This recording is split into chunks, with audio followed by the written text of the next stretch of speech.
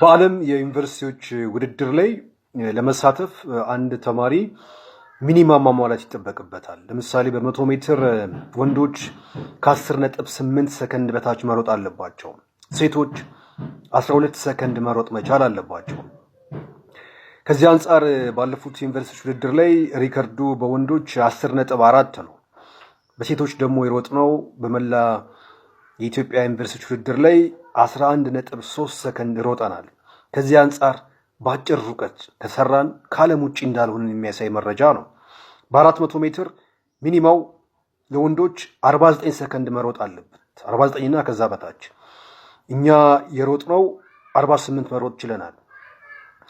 በሴቶች 57 ሰከንድ መሮጥ አለበት ሚኒማ ቢያንስ ማለት ነው።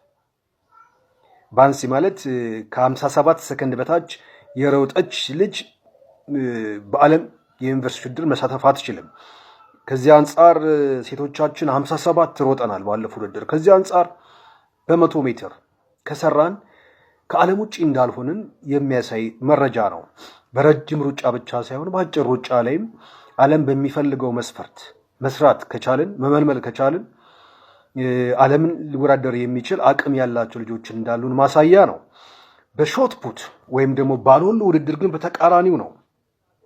ወንዶች ለመሳተፍ 16 ሜትር መወርወር አለብን። 7.26 የሚመዝነውን አሎሎ 16 ሜትር ቢያንስ መወርወር አለብን።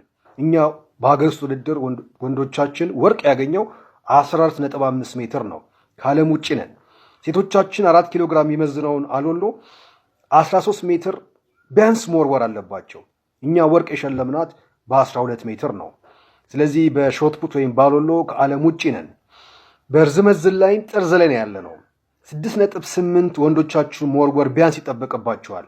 እኛ ከፍተኛው ብቃታችን 7 ሜትር ነው።